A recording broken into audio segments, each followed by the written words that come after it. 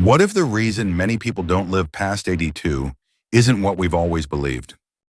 It's easy to point to things like blood pressure, cholesterol, or family history, and yes, those matter. But there's another factor, one that's often overlooked because it doesn't show up in a medical chart. It's the quiet disconnection from the body, not just physically, but emotionally.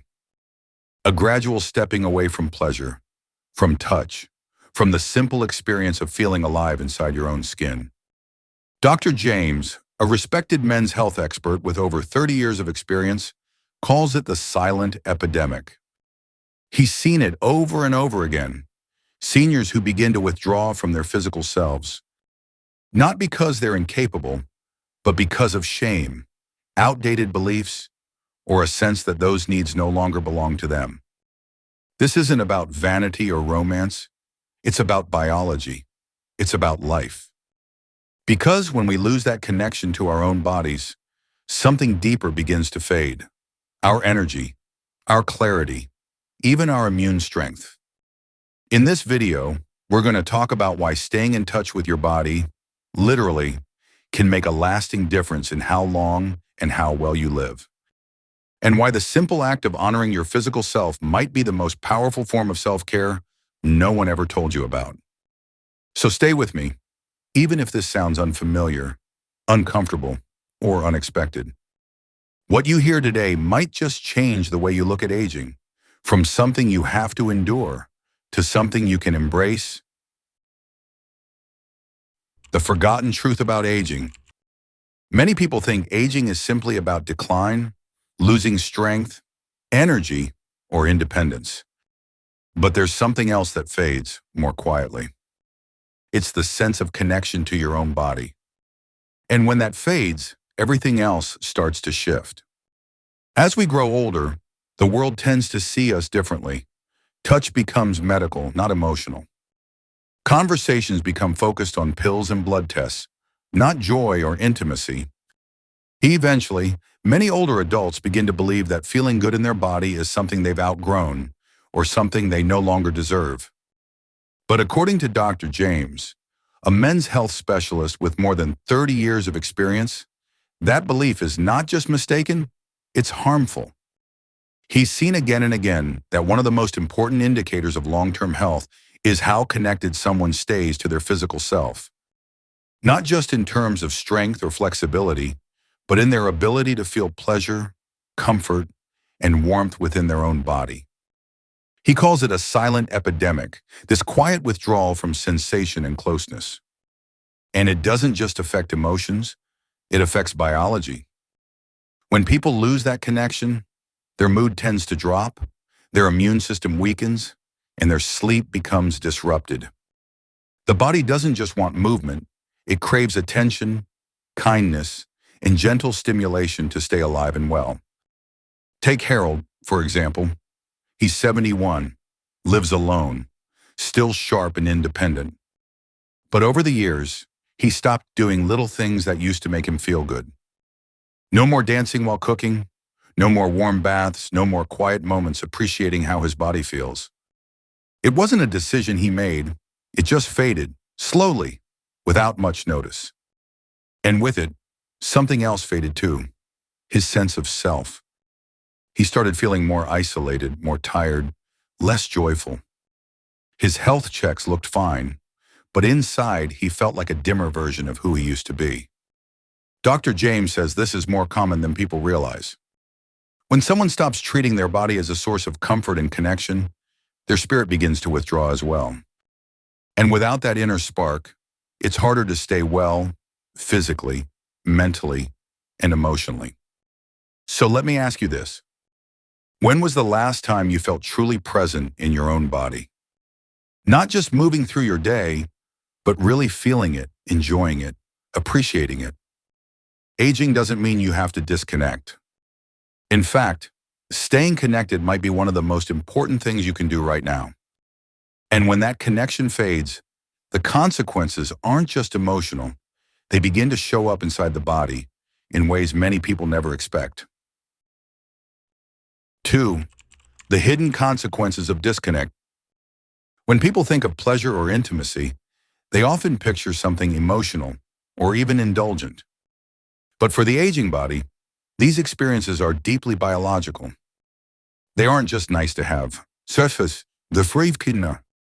They play a vital role in how well the body continues to function. As we age, the systems that once worked quietly in the background, circulation, hormones, neural pathways, begin to rely more on gentle stimulation to stay active. When someone stops engaging with their body in meaningful ways, even simple ones like touch, stretch, or mindful breathing, those systems begin to slow down. Blood flow becomes less efficient, the nervous system sends fewer signals, hormonal balance begins to shift. At first, the signs are subtle. A little less energy, a bit more stiffness in the morning, mood changes that come and go. But over time, the body starts to operate in survival mode, keeping things running, but not truly thriving. Touch and physical attention send important messages to the body. I'm here. I still matter. This vessel is worth caring for. Without those signals, the brain begins to adapt by lowering emotional engagement, reducing motivation, and even blunting memory over time. Hormones like testosterone and dopamine, often thought of as youthful, actually remain essential later in life. They support everything from muscle maintenance to mood regulation, even bone health and immune response.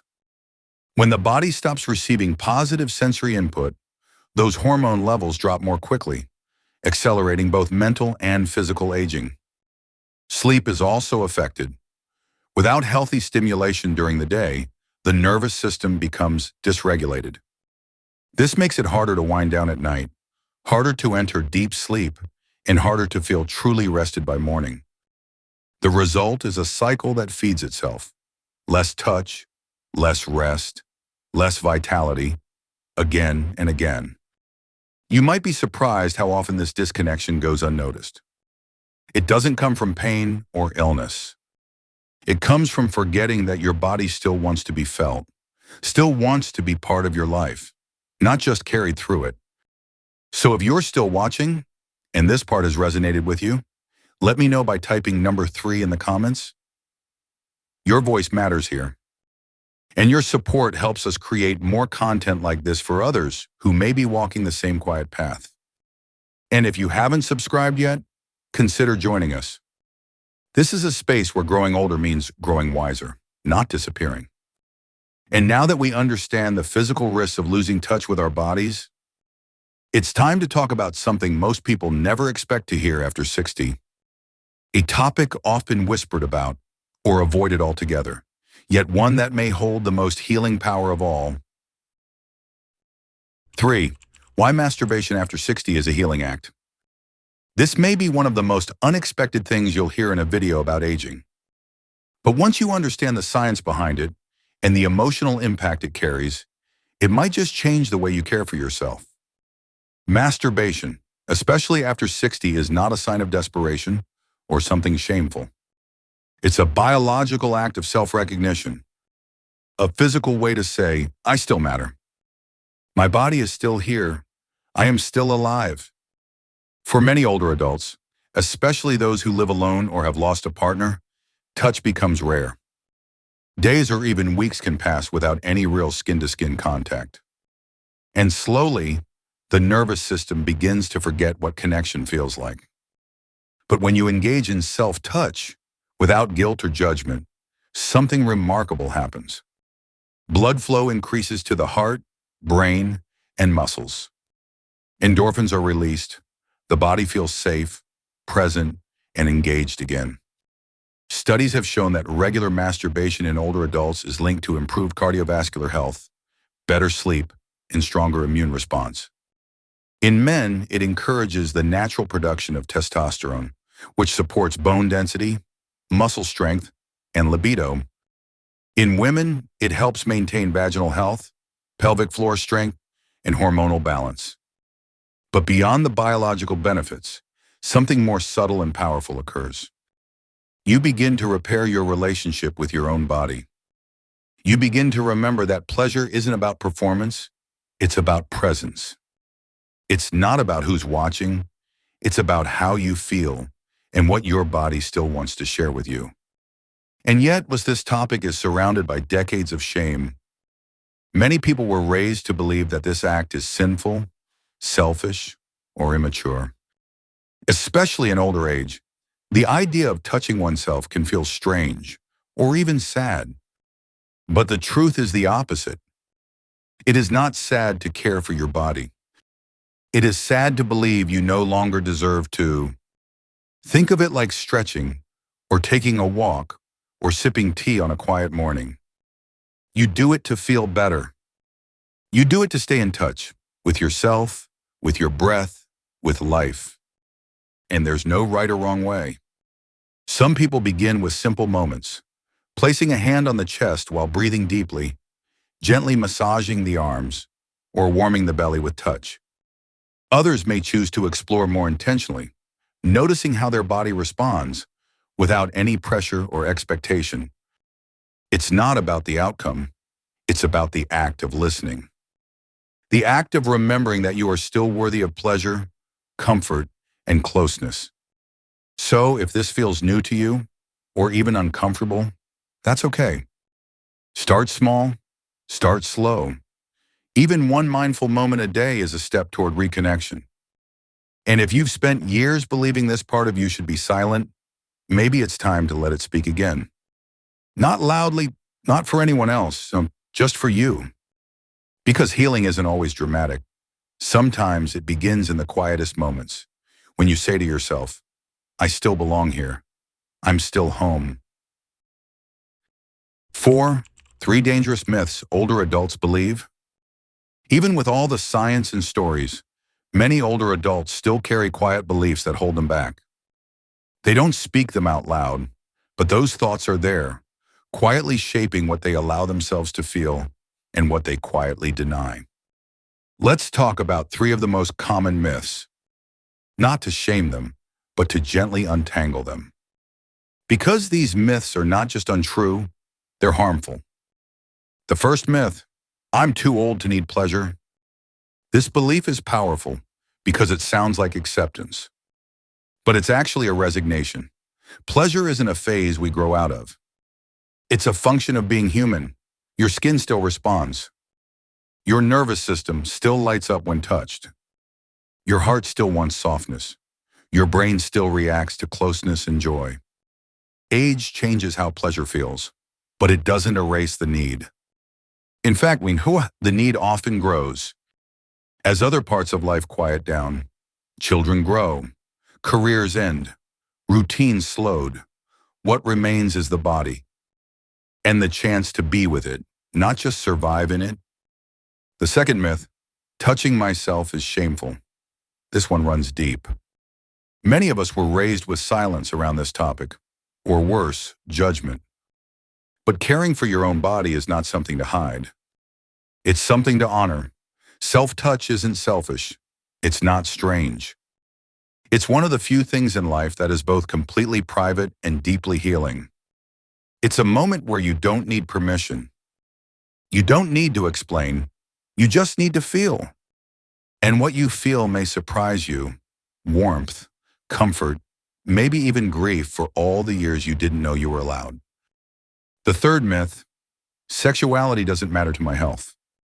Many believe that if they're no longer sexually active with a partner, or if physical intimacy has become difficult, then sexuality no longer plays a role. But that's a misunderstanding of what sexuality truly is. Sexuality isn't just about physical acts.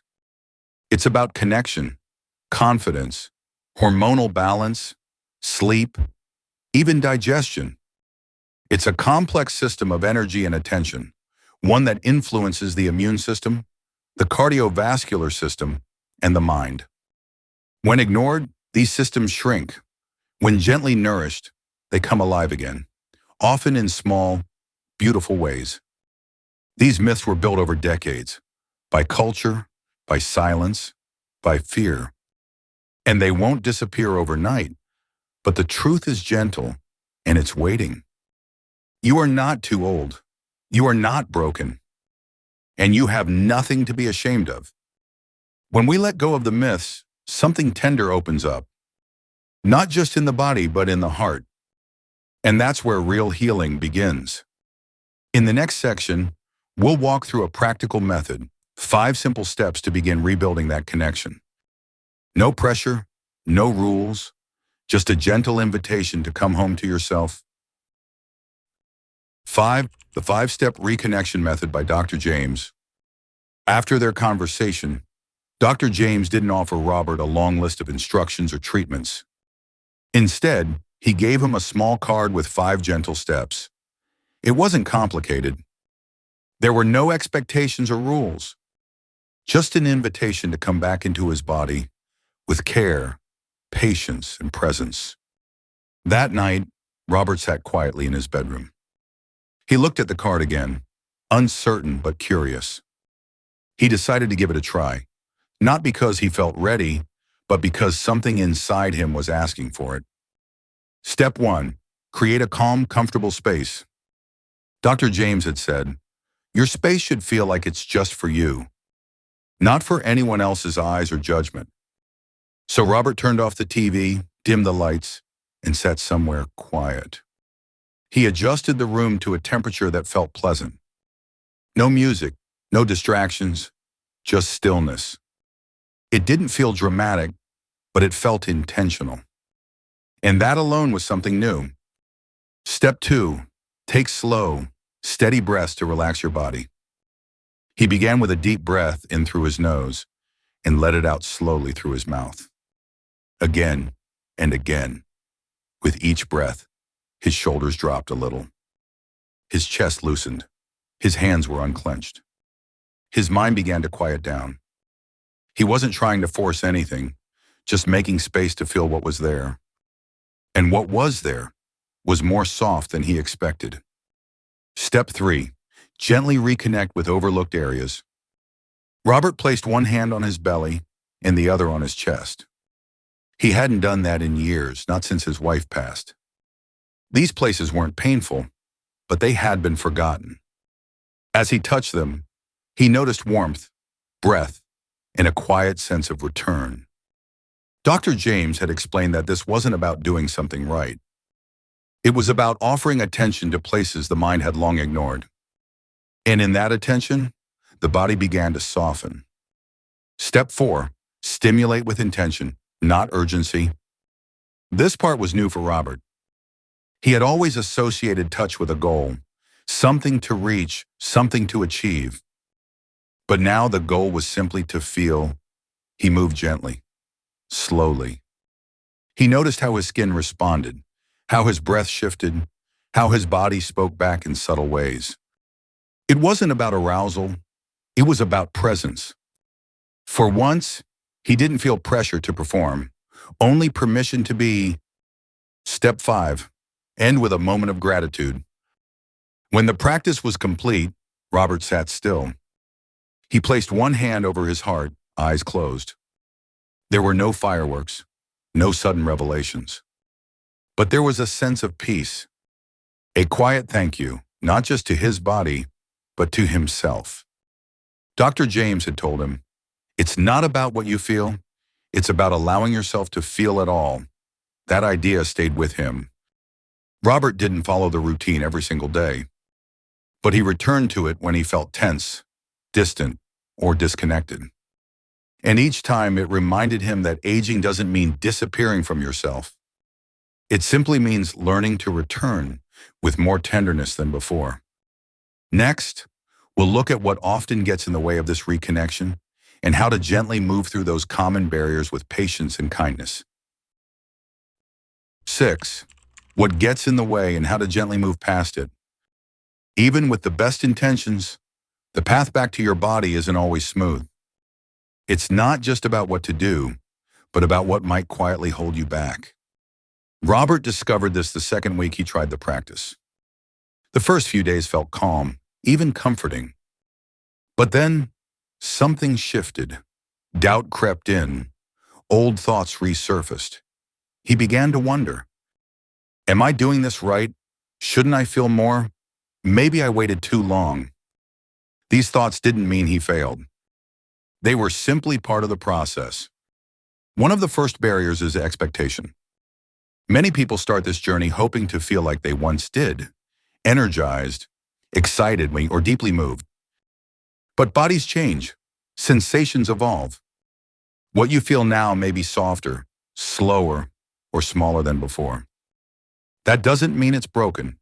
It means you're learning to speak a new language with your body, one based on presence, not performance. Small improvements, like a relaxed breath, a warm sensation, or better sleep, are signs of healing.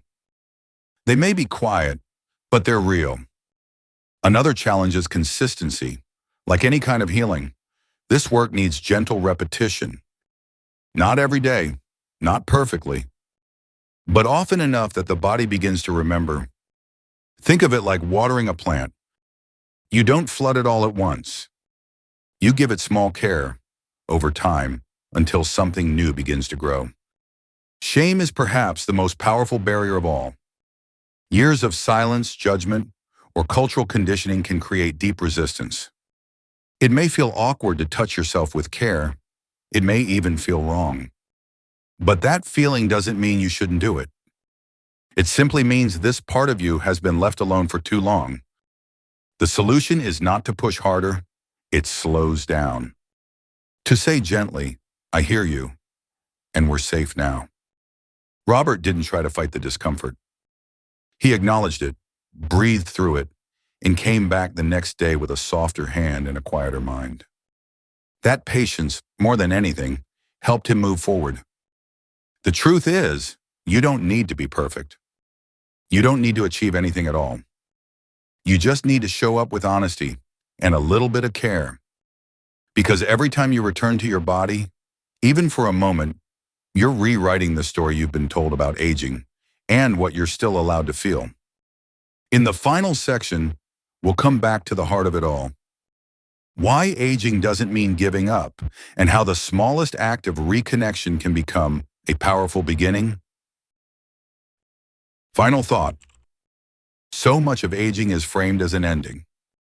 The end of my career, the end of raising children, the end of certain pleasures. But that's not the full story, not even close. For Robert, something unexpected happened. When he stopped chasing who he used to be, he started discovering someone else. Someone quieter, more tender, more present in the moment. He didn't become younger. He didn't go back in time. But he found a version of himself that still had something to feel, something to give, and something to reclaim. You see, aging is not the closing of a book. It's the deepening of a chapter, one where you no longer have to prove yourself. But you can finally meet yourself without judgment. You're not too old to feel pleasure. You're not too late to heal, and you're certainly not invisible. Your body still responds. Your presence still matters. Your inner life is still alive. You haven't lost your worth. You've just been told, again and again, to stop looking for it in the places that truly matter. But now you know better. Now you've heard what no one else may have said out loud. That self-touch, intimacy, pleasure, these are not luxuries of youth. They are tools of survival, markers of aliveness, and most of all, invitations to come home to yourself. So, whether you're 60, 70, or well into your 80s, this is not about starting over. It's about starting inward, with more gentleness, with more listening, and with the quiet truth that you're still here, and that still means something. If this video spoke to you, let us know in the comments. What part of your body or your story are you ready to reconnect with? And if you believe this message could help someone else, please consider liking, sharing, or subscribing. We're building a space where aging is not something to hide, but something to honor